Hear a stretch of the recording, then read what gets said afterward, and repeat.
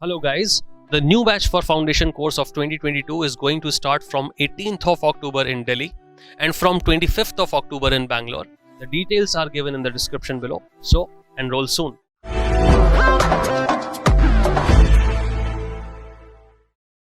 Shrija, Yes, ma'am. you are ready? Yes, ma'am. Okay, we'll start your interview now. Over to Sunil sir. Sridhar, from what I see is that you are a medical science student, you are a doctor, am I correct? Yes, sir. And medical science was your optional and classical music is one of your hobbies, right? Yes, sir. Yes, sir. All right. Now tell me, can a good doctor become a good health administrator? Yes, sir. I do think. Can you elaborate? Yes, sir. So, firstly, a good doctor tends to have this a skills of trying to maximize the result with the limited resources, sir. And the same thing is also seen in an administrator. And second thing, a person with medical background tends to know the complexities within the society, sir. There are many issues which are present in the society which the doctor tends to see on ground and tends to get that personal touch or personal talk with the patient, which probably that person never shares with any other person. So even understanding these societal issues and complexities makes him a good administrator on ground. And the most important thing, sir, medical field also teaches us philosophy of triage along with optimism, and this is what an administrator also needs in a country like aspiring country like India to expect the positive trends to run. What are the constraints that a woman faces in being a doctor in this country? So firstly, the conception that the STEMI sectors, the technical sectors are not for a woman is one big constraint, sir, the behavioral issue. And secondly, being a doctor, she has to be 24/7 available on call. And this is something which is not very much to go with the domestic works which a woman is actually perceived to be performing along with it. So it becomes all the more a double burden to the woman, sir, though even though she is a professional like doctor. And third thing, sir, we say doctor. And whenever we say the word doctor, we always mean it a male doctor. Instead, for a female doctor, we call her as lady doctor. This thing also, sir. There is a perception that a doctor is a male doctor as it is, and a lady doctor is an exception altogether. In this way, sir. You said something about a double burden of work. There is something called double shift, Yes, where sir. working women are concerned. What is the concept of double shift? Sir, I'm exactly not aware of it, sir, but it could have been doing two shifts together so that they could extend the leave pattern generally. No, it's actually that a Sorry, working sir. woman first works in her office space, then she also works at home. Okay, thank you, sir. So effectively, she's working double shift. Oh, okay, sir. Thank you, sir. All right. My last question. Recently, there has been talk about having a census based on caste, a caste census. Yes, sir. Successive governments have not done it. They are not willing to do it. At least it's never been held in independent India. One, two Yes, other sir. studies have been done, but a caste census has not been done. The demand is now growing that there should be a caste census. What are the pros and cons of having a caste census? So pros will be, firstly, we'll get a data, sir. We never have this data, though there was a socioeconomic caste census in 2011. And second thing, reservation has benefited only few sections. So this data will make it more proportionate and tends to make it more with equity. And the third thing, it could also resolve the issue of reservation related politics, sir, which time and again erupt in the society in times Can you of tell me one election. negative of having a caste census? Just one. Yes, sir. So for first thing, it can establish an identity. Caste is an identity, sir, which can be used by the political leaders as something to raise the issue of reservation again, even though it being a very limited thing which can be distributed across. That could become a point of. My last intervention, I want you to make an educated guess. How much of our Yes, sir. population is actually OBC? Sir, I think it has, as per Mandal Commission report earlier, it was said to be somewhere around greater than 50%, sir. So, Mandal had said about 52%. I'm saying if you had to make an educated guess, what would you say? sir, I think I have to agree with I have no on-ground experience of what could be the percentage, sir. Matter ends. Thank you. Done. Thank you. Sir. Thank you, sir. Alur sir.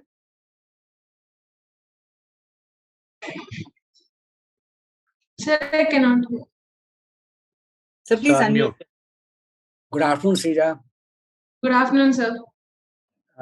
From your record, I find that you are a brilliant student, and even very few, MBBS graduates get higher than 60%, and you are at above 75%. So, Thank you, sir. with all that brilliance, wouldn't it be a real waste, notwithstanding what justification you gave for being an administrator? Don't you think it will be a waste to be shifting from being a good and a very efficient doctor to being an administrator, where the skill isn't that pronounced as it would be with an administrator, which is general in nature, which most of us would be able to fulfill those? So, firstly, thank you, sir. And sir, what I look at this thing is, sir, for a doctor to become a doctor who is quite efficient, it takes a large amount of time, so some 10 years or so. But even country needs this team of experts who are technically equipped to drive the nation towards a resilient health, resilient health sector also, sir. And for that to happen, we need such technical experts like doctors, for that to happen, sir. So in that way, I think it's a win-win situation for both administration and for me also, where I don't lose the opportunity, and where the administration also gets an opportunity that of my technical background instead. Okay, Srija, you are a doctor, and females generally are perceived as being good at these particular professions, where soft skills are more important than your technical skills. But do you think the gender equality and equity is being stretched a little too much when you say that the women candidates should also be part of NDA and should be part of the fighting arms in the armed forces, where your performance alone matters? And when you look at the security of a country, you can't be compromising it. Yes. But in our exuberance to show that we are very particular about the gender equality, aren't we stretching it a little too much and making women join forces where they will be definitely be found wanting? So regarding this, I would just wanted to take an instance where one of my friend herself was inspired by her father to be into army, which she has to do only after graduation. And why should a society or administration deny a woman, or for that sake any individual, the liberty to choose what he or she wants to do? That is the first thing, sir. Good. And also, sir, army, it is no more that war is going to be held only on land. The cyber security, cyber warfare, or the space war require mental efficiencies and technical expertise also. In that way, I think even women suit to the need of such war techniques, sir. So in that way, I do think women have to enter NDA and into army also. Do you understand what is the meaning of entering into NDA vis-a-vis technical oriented services that are there as a part of armed forces? Do you understand what the difference would be like? So I couldn't get your question, sir. Pardon, No, sir. the ones who will go to NDA, first will have to go to the fighting arms. Yes, sir. So the challenges that they would face, for example, I don't know whether you've seen a recent movie. Have you seen this movie on Kargil recently? Yes, sir, I've seen it. Okay. So if you have to be combating in such altitudes, if you have to lead as a woman, group of men into such extreme heights under extreme conditions, under fire of the enemy, you think women will be able to be equal to men? Maybe surely there will be exceptions, but as a group, do you think they'll be able to cope up with it? Yes, sir, I do think, because even army chooses such kind of people. It has set standards to choose both men and women who suit to such certain requisitions, and they even train such people to become quite efficient to lead the members on ground. So, and in combat role, the most important thing is being mentally stable, sir, to assess the situation, to decrease the casualties, and to analyze the situation as such. And a woman does it daily, day in and day out, in her house, in also in the society, sir. So I don't think it's problematic for women who enters into combat force also. Very good. You still stand by your argument, so I grant you that. Okay, now let's go to the next one. You mentioned that you are into I think the time is up. So thank you, Sriya. Thank you, sir. Meenakshi Sundaram, sir. Good afternoon, Srija. Good afternoon, sir. I have been hearing your response to the other questions. I have only one thing to continue the same line of thought. I saw your application form. You have opted for all the services. Now, as a doctor, do you think it is good on your part to become an income tax officer tomorrow? And do you think by being an income tax officer, you will be able to serve the country better than by being a competent doctor? What's your view on that? Sir, by being a doctor, sure, sir, I would be personally contented. But in any of the service, sir, which I have filled, there I think it has different ways of serving the same society and nation, sir. As an income tax officer, when I tend to improve the tax collections, that in turn will help economy of my nation. That will cause better distribution and better health resources instead. So the issue of poverty itself is corrected, sir. The root cause of health and health related issues are getting corrected. Instead, in that way, instead of being just a medical doctor, I'll become a social doctor, sir. And I'll tend to stop the patient in visiting the hospital again and again. So when I am able to correct the root cause, I'm all the more happy than being just treating a patient. See, I would still like you to think whether it is really good on your part to get on to all and sundry services, except to perhaps concentrate on IAS and maybe IPS if you think you can directly serve the nation, serve the people. See, the difference between income tax officer and the doctor is that you will talk to the poorer people, you will talk to the normal human beings. And income tax officer's clientele is very different. And probably they may not need your services. They can manage by themselves. So you think about it when you get it. Anyway, wish you good luck. Now, let's come back to your choice. You wanted to be an administrator. Yes, Tell sir. me, India is a very large country. How do we administer this country? Can you tell me what is the system of administration in India? So the system of administration, firstly, is divided into more of federal in nature, sir. Even though it being connected by All India services and also central government services. And in each and every state, the civil servants are divided into different departments. And I will help you in answering this question. How is Thank you, this sir. country divided? What is the administrative system of this country? Can you give me a chart starting from the union government? So administrative system is by the executive. So the union government, sir, and the group of ministers along with the head prime minister tend to council of ministers. Then with them work the group of secretaries, sir, who are allotted to different departments, and from them the chief secretaries of various states. From chief secretaries there will be directors and director generals, and also the assistant collectors, and then this collectorate and commissionerate system comes into play at district level, sir, and city level, and then followed by village administration, which differs in different states. There is something called cooperative federalism. India is supposed to be a cooperative federalism pattern. Can you explain what this is? So federalism is giving identity to each and every state, sir. And whenever these states tend to try to develop, they have to help each another and try to cooperate with one another, sharing their strengths and sharing their weaknesses. This is something which I could understand by cooperative to federalism, sir. See, there is a dispute going on whether you should call it as a central government or a union government. Are you aware of that? Yes, sir. In the constitution, what is India? Is India a federal country? Is India a union? What is India? Sir, as per constitution, we have written it as to ourselves as union, sir. India is a union of territories.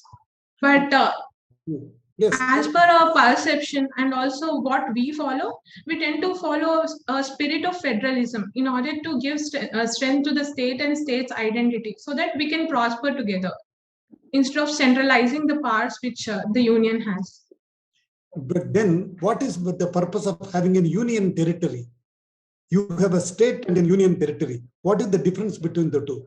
And how are they managed? So union territory tends to have the central government tends to have more hold over the union territory regarding its various administrative and security related issues. Sir. But the state government generally, and the state government has more role where the state governments tend to play a role more than when compared to unions. Sir. Basically, the union territories are formed. Why do you have a union territory? Where is the need? That can also be called a state.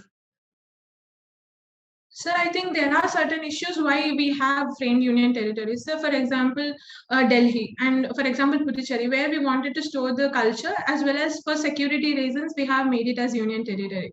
In that way, on various grounds, we have regarded union territories, sir.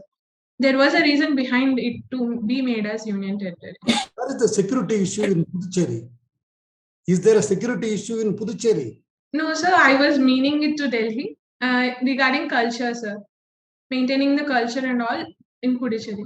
Telangana also has got its own culture. Tamil Nadu has got its own culture. But we call them as states. Why poor Puducherry should be called as union territory?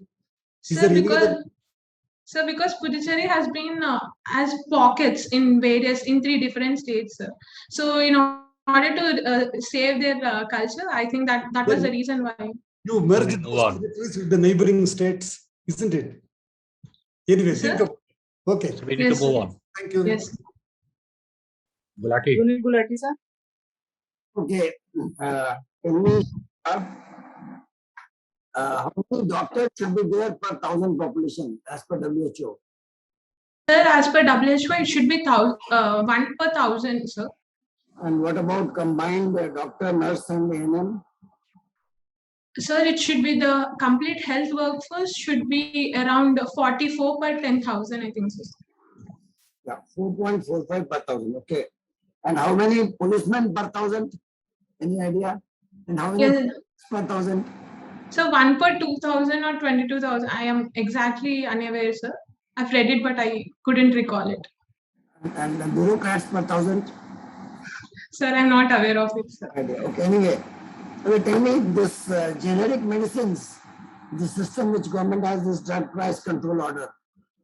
They say that this has killed India, Indian pharma industry, and they are being forced to buy most of their. They buy from China. What do they buy from China? Sir, the active pharmaceutical ingredients. Yeah. How much? What percentage of our API we buy from China? Sir, it is almost 70 to 80%, sir. We are dependent on China. 65% of bulk drug and API. So do you agree with this, that the drug control policy has messed up the generic medicines, or do you think otherwise? Sir, regarding generic medicine, it is not just the policy which can be faulted, sir. It is also the perception of people that if there is no demand, there won't be any generic medicine. There is a perception in the common people that generic medicine don't suit to their needs. And also the commercialization of pharmaceutical industry, sir, where branding of drug makes a patient to believe that a drug becomes more suitable to the person. And also it can be contributed to the doctor-pharmaceutical nexus present. So this vacuum has created place for the branded drugs and denied the role for the generic medicine. So what are the 3 ways which the pharma industry has taken to get out of this drug price control order? Sir, pardon, sir, I couldn't get the question. which are the ways which the pharma industry has found out to squeeze out of this drug price control order? There are three ways. Can you name them? Sir, as per my limited knowledge, I think it is evergreening of patents, sir. And also they tend to get patent right for at least 20 years under Patent Act, where the licensing authorization to other companies would not be given. Have you So heard there- of FDC, something called FDC, NLEM, and non-standard dosages? In NLEM, I have heard, sir. FDC, you know, fixed dose combination. So, which is not controlled by the drug control order. So the doctors are, they prescribe fixed dose combination, or there's a national list of essential medicines. So they go out of that list. Yes, yes, sir. So that's how they get out of this. Okay, anyway. Okay, one more thing. Why is European Union not including Turkey in their list? What's the problem? Sir, sorry, sir, I'm unable to hear the question exactly. Which country walked out of EU, European Union, and which country is not being allowed to join European Union? Which country is not going to join European Union? Okay, walked out of European Union. They are not being allowed to join. Which is that country? Sir, which is not being allowed to join, I'm not aware, sir, but which has walked away is UK, sir, United Kingdom. Turkey is not being allowed to join. Why?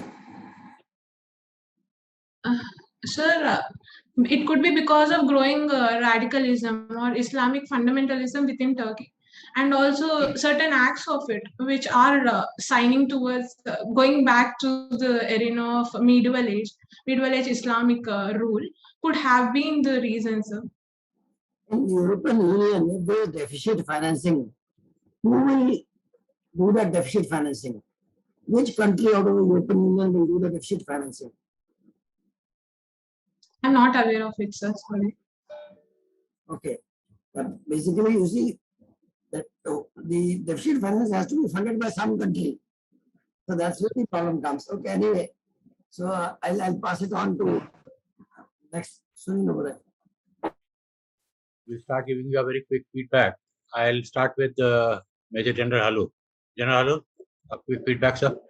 Yeah. Srija, I'm quite impressed with the way you have answered all your questions and the depth of knowledge, which is quite evident. So I personally feel you are a very ripe candidate for the IAS, and if you perform the way you have done today, I personally feel you should be able to make it.